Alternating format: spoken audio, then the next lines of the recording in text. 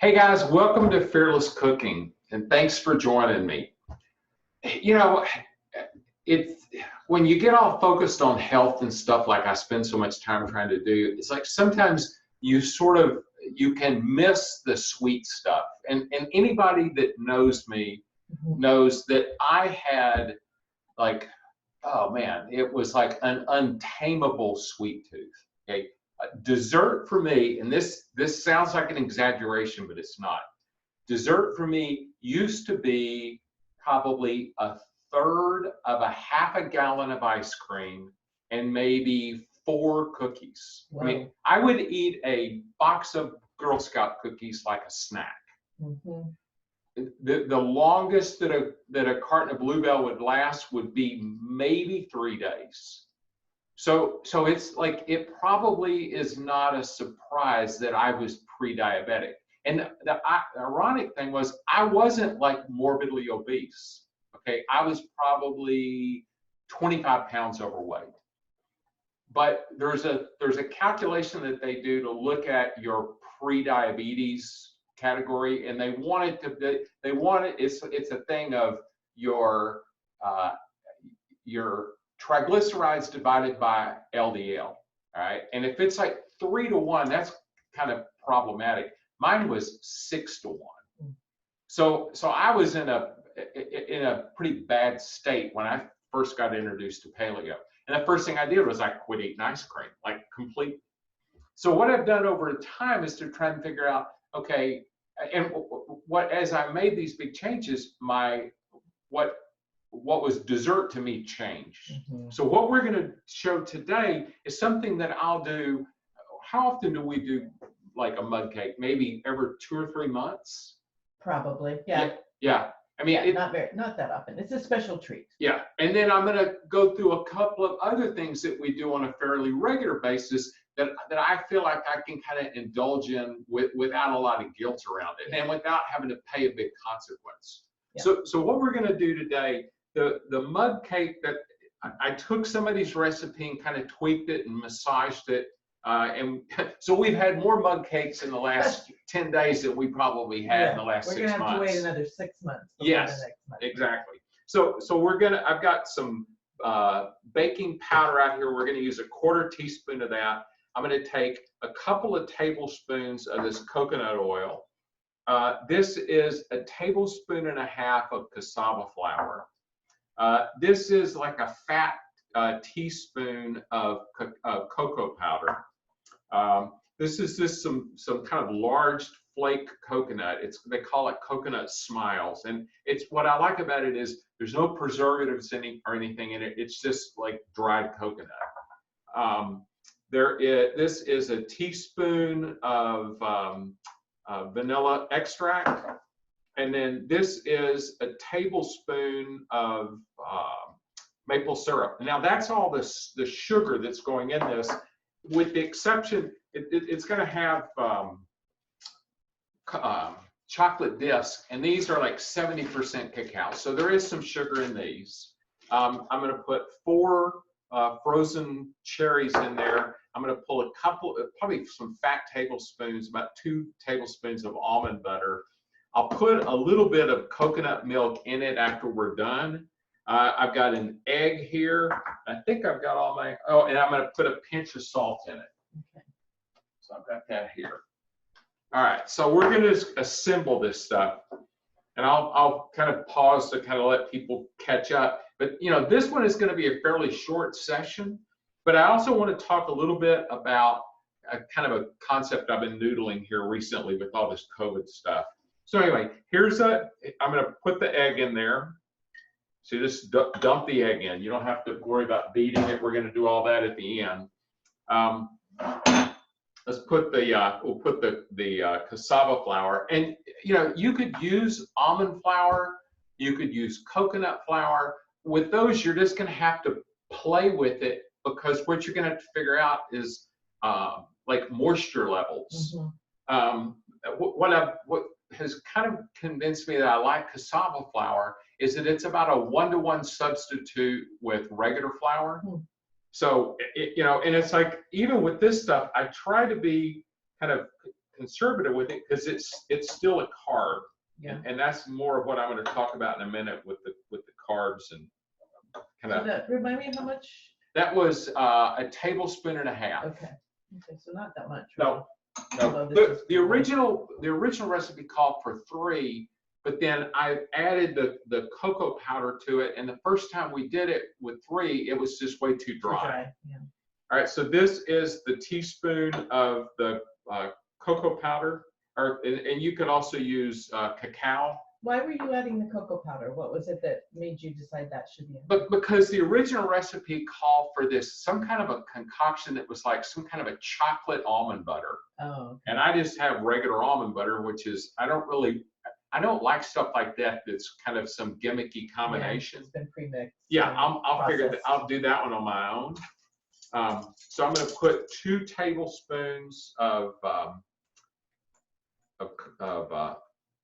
and this is going to be kind of a fat one, so the next one will be, this is, baking soda? no, that's Oh, sorry, coconut oil. And I didn't melt it ahead of time because I thought, why am I going to do that when I'm going to turn around and put it in the microwave anyway? It probably would have been a little easier to measure. That's a lot. But between that one and that one, that's about 2 tablespoons. Okay. That all shook off in there. All right. Move that out of the way. And then, let's see, this is the vanilla extract, and that's a teaspoon. And then this is, the one next is going to be the maple syrup. And the maple syrup that I'm using is the stuff that Costco has, that it's like aged in bourbon barrels. Fabulous. Yeah. And the more that we use, it's like, it's great. We'll do like plantain pancakes, or I still have not figured out a perfect recipe yet for a cassava flour pancake. I keep trying to figure it out. Let's go ahead and put the almond butter in there. How much will there be? There's going to be kind of like a couple of tablespoons, but it's really going to be more than a tablespoon. That's probably, yeah, that's 1. One of the things with almond butter is it never like completely comes off the spoon. Mm-hmm. So, all right, so let me get one more, little fatter one, since I didn't probably get the full one in there. Almond butter is one of those things that I love it. All right. Off the urge to lick it off the spoon. All right, and now I'm going to just get a big fat pinch of cinnamon, and this is the Ceylon cinnamon, which it's like I was reading something. Actually, Wolf posted something on it too, that some of the other cinnamon actually has like, what is it, like, it's not cumin in it. Maybe it is cumin, which is like a blood thinner. Yeah, there's been some concerns about that. Yeah, the baking powder too? Did you put? No, not yet. I got to put that in, and I'm just putting just a little bit of salt in, and I'll put 1/4 of a teaspoon. That salt does make a difference to the taste. I remember one of the attempts we forgot to put the salt in, and it just gives it a little extra interesting flavor. Well, and I remember the biggest fail that I've ever had. Well, my ribs are still the biggest fail I've ever had. That I made pancakes one time and I didn't put the salt in, and I was just like, man, these are horrible. What's wrong with them? And then I realized, oh, I'd forgotten the salt. All right. So how much baking powder did you put? 1/4 teaspoon. Okay. And then I'll put the coconut chips in there. It just adds a little crunch. If people don't like coconut, you could leave that out. Yeah, absolutely. Yeah, and this is another one of my edits to it, because the original one didn't call for that. They call for, I think, chocolate chips. I use chocolate disc, and I put a pretty good chunk in there. Wow. Yeah, and then I'm gonna How much do you think that was? So if people are really gonna measure this, maybe 1/4 cup. Okay. And then I'm just going to stir it like vigorously, and then I'm going to add the cherries. Could you also, you could probably add frozen strawberries as well. Oh, you right? could add Any frozen strawberries, frozen blueberries. You could add fresh strawberries, fresh blueberries. Sure, any fruit. Yeah. I mean, well, any fruit that you think goes well with chocolate. Good point. Which, you know, it's like, because I was going mango, and yes, I've had chocolate covered mango that was good, but mango doesn't immediately come to mind, or like orange doesn't immediately come to mind to me when I think of chocolate. This cake, yeah, especially with a cake. Mm-hmm. So I think one of the other things you learned from past experiments here is the need to really, really stir it carefully, because it's. Well, you know, what's interesting, you know, this is one of those things where you learn something from your failures, you know? All right, so now I'm gonna put the 4 cherries in there, and I'm just gonna kind of press them down in there. I'm not gonna like hammer them real hard. And then I'm gonna be forced to lift the fork. That one. Make sure it's all okay. Oh man, yeah. You know, even if it's not like perfect, it's awful damn good. All right, so now then, it's 1 minute and 20 seconds in the microwave.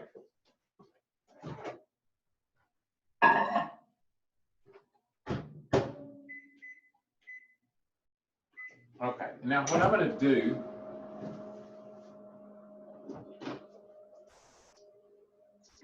so this is the basis behind most of the desserts that we have in the evening, which is just like some yogurt and some berries, or maybe a little bit of dark chocolate. But here's the thing that is, there's huge differences in yogurts. This is, Jude can't do cow's milk, so this is goat's milk yogurt. It's Redwood Hill Farm. Hey, when you look on the ingredients on this, this has, it's grade A pasteurized whole goat milk, tapioca starch, pectin, and then live cultures. Okay, it's got 11 grams of carbs in 3/4 of a cup. Okay, the Bulgarian stuff that I use is, it's White Mountain, it's whole milk, organic. The ingredients on it is pasteurized milk and cultures. That's it. Wow. Now, Yeah, and it has 10 grams of 9 grams of carbs in a cup. So the carbs that are in there just come from the milk. And then we'll add like berries. We'll either use like the frozen cherries, or frozen blueberries, or frozen strawberries, or fresh blueberries or fresh strawberries. And then a lot of times I'll add like maybe what would be like 1/4 of a cup of this stuff, which is this grain-free granola. It's got almonds, organic maple syrup, coconut, sunflower seeds, coconut oil, almond butter, salt, cinnamon, vanilla extract, and sunflower oil. I don't like sunflower oil, okay? I really wish they would use something else, but that's the only gotcha that this thing has in it. And it has, let's see, 7 net grams of carbs in I think it is in a 1/4 of a cup. And the reason I'm pointing the carbs out is because if you're doing a keto diet, you need to stay under like under 50 grams of carbs if you're like real active. But if just the average individual that's not trying to do keto, if they keep their grams of carbs under 100 grams, what they find out is that weight management's a whole lot easier. All right, let me pull this out and let's see what it looks like. Well, you're also, when you think about the whole foods and unprocessed.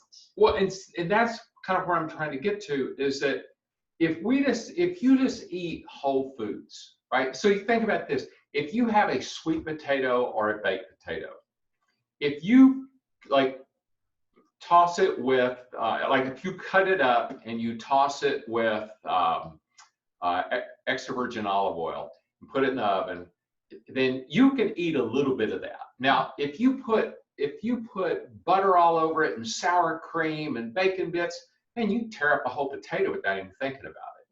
So part of by doing things more whole foods and trying to be like judicious on the amount of fat that you add, kind of lets your body do its own natural regulation of appetite.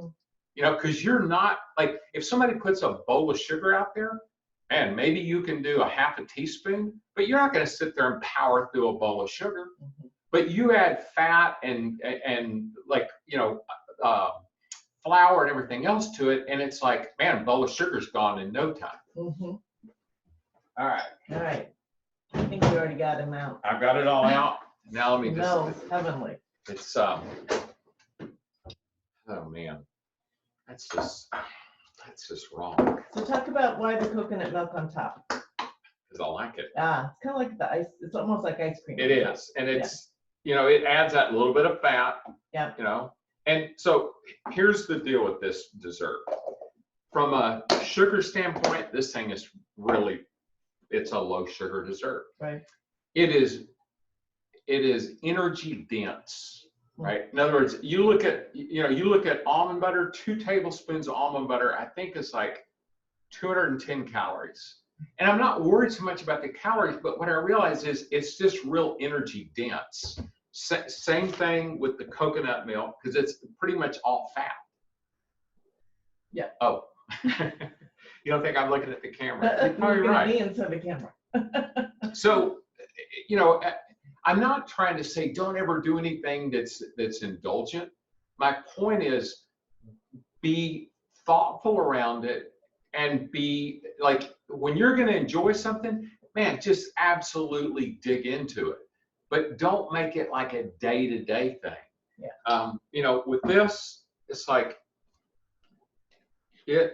let's see how hot it is. Yeah, it will be hot. I just got to make sure it's good. I don't want to tell y'all that I found the right recipe and then this thing be horrible. No, man, I wasted. Oh no, I didn't. That's good. That's just the cherry. Let's see what the rest of it's like. Oh yeah. It's not any good if you don't like chocolate. But you know, just leave out all the chocolate stuff. So I would be curious to kind of see from folks over time kind of what their go-to desserts are that are paleo. And then, you know, even if there's ones that aren't, you know, what I'd love to do is try and paleoize some of them. Part of what this whole COVID thing has made me realize is that one of my goals as a health coach and as doing a cooking show is to try and use this format to help people figure out ways to make themselves harder to kill. And what I mean by that is there seems to be, you know, groups of people that get exposed to this virus that are like not too damaged in the process, right? Some of them talk about they feel lousy, but they bounce through on the other side. There's a whole nother group of people that it just decimates. And I don't think that there's any magic fix out there for how to make your immune system more robust. But I do think that there's some things that we can do that kind of add to our resiliency. And I think one of those is eating really nutritionally dense foods and being real thoughtful about what we eat. You know, and the other thing is that since all this thing has happened is that my kids and I have kind of started doing this challenge around like getting some kind of exercise every day. And I mean, it may even be just like, okay, knocking out, you know, 10 push-ups or 20 push-ups and doing that multiple times during the day, making sure that you go on long walks. Because I think one thing with the kind of shelter in place, that's like the only exercise a lot of people are getting. And going for a brisk walk will do a lot to kind of help like prime that immune system. So one of the things I would challenge you over the next week is just to be mindful around, okay, am I eating just because it's that time of day and I know I should eat something, you know, or is it, you know, you're eating when you're hungry, and kind of pay attention to the quality of the food you're eating. And then, hey, have I gotten some exercise today? And it, like I said, it can be doing a few squats, some push-ups, going for a walk, lifting some weights, you know, whatever works for you where you are. Next week, what we're going to do for the meal for Fearless Cooking, we're going to do fish tacos. Yummy. Yeah, and I'm going to use mahi because I've got some frozen out in the freezer. You know, you could use fresh fish if you have it. You could use salmon. You could use other white fish. And then for the kind of the slaw piece of it, I'm probably going to use collards because I have some of those. And then I'll do it on. I'm going to probably do ours on corn tortillas. I've got some that I get these I get Central Market, and they're sprouted corn tortillas. Mm-hmm. But just the main thing of the corn tortillas are flour. I hate recommending flour. If that's all somebody has, great. My recommendation would be use corn and use like some of the Siete or one of those. But if you're going to use corn, just see if you can find the non-GMOs, so that way you're not getting a side of Roundup with your taco. Yeah. So anyway, I enjoyed cooking with you guys today. Enjoy your dessert. Try some of these other kind of lighter options out. And I look forward to cooking with you guys next week. Thanks a lot.